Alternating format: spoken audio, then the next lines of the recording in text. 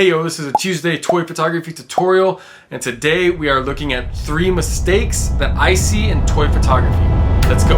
The first mistake is making your images too bright. This is something that I've been trying to work on and get better at, and since I've been focusing on it, I feel like my pictures have gotten way better. This could be a mistake before the shot when you're setting up, or it could be afterward when you're editing. Looking at before the shot, your settings on your camera might not be good. I've mentioned this on a previous tutorial video, but there are 3 settings on your camera that control the exposure. You have the shutter speed, the aperture, and the ISO. I'm not gonna go into too much detail over these, but if you wanna control your brightness better or just bring it down altogether, mess around with these settings, but be careful with some of them because it might affect other things in your image. If you feel like your settings are right where you want them, well, the other factor might be you just have too much light coming into your image. If you are shooting outside in the sun, then 3 ways to help with that is 1, put your subject in the shade, not in the direct sunlight. Use a diffuser to block or soften the light,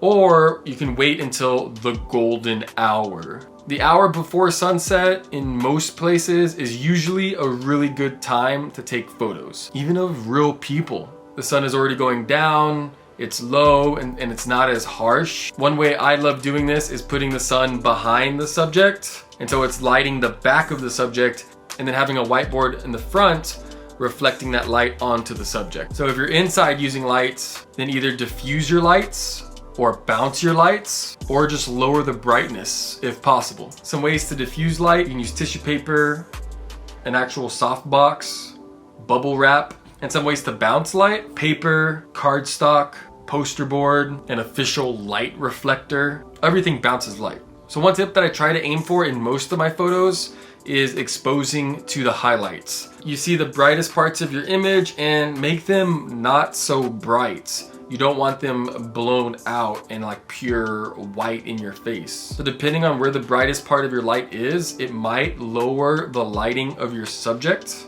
but your overall image will be better. And if you have to tone it down to where your subject is a silhouette, well, maybe you need to work on controlling your light more, or diffusing it more, or finding ways to light up your subject more. When using your phone, if you tap on the subject to focus, it also adjusts generally the exposure, and it usually sets it a little bit too high. So tapping it and holding it for a second and then bringing down locks the focus, and then it will lock the exposure. So if you just do it a little bit, it usually makes the image better. Remember, this is a tip that I like to do.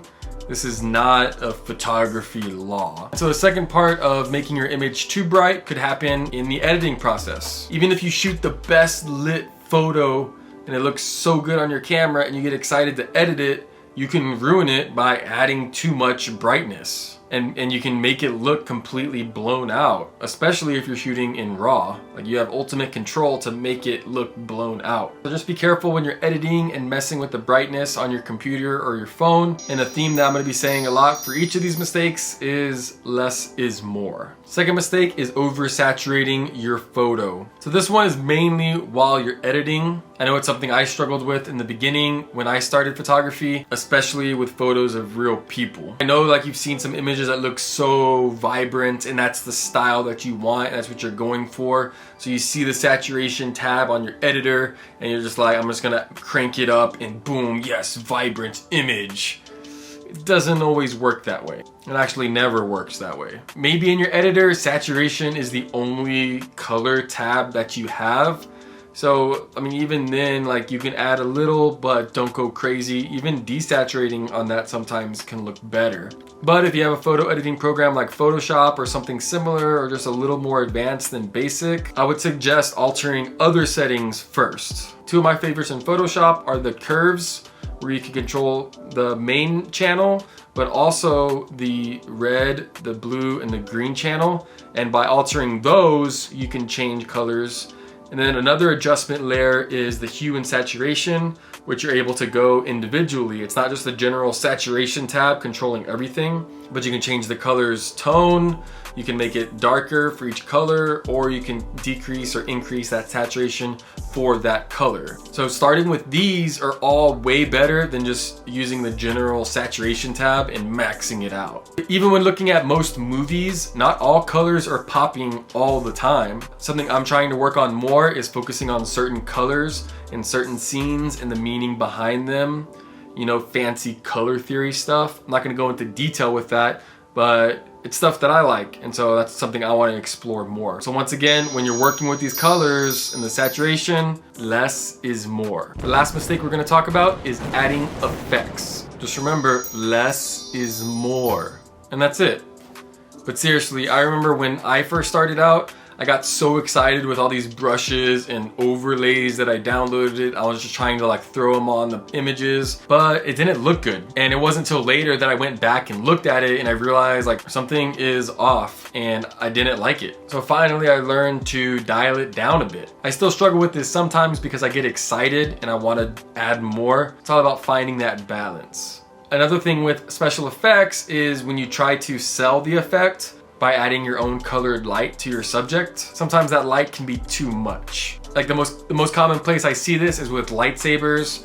And if you have a green lightsaber and you think like, oh, I'm gonna be super creative, and I saw Matt and these other guys use a green light to light it, so like boom, I'm just gonna light my entire figure up with green because the lightsaber is green that I'm gonna add into it. But then you have your entire Jedi subject that just looks completely green and it doesn't look good. So what I've been working on to control this is having that green light. It's okay to use that, but dialing it down like almost to the lowest setting, and then light your subject kind of far away from that. So it doesn't need to be completely drenched in green light. It just needs to hit a few parts to make it look a little more believable. Unless you're going for this epic hallway shot where, you know, it's completely black and dark, and then boom, you have a green or red lightsaber and it just lights up everything. You know, that's different. I'm sure that will look cool in its own way. Lastly, a friendly reminder that these aren't official mistakes. Maybe you want your image very, very bright and blown out. Maybe you want your image to have more colors and just be super vibrant. Maybe you are intentionally lighting your Iron Man blue because you want to. It's still art, and I'm just sharing my process and my thoughts, and I'm always here for questions to create and inspire. Peace.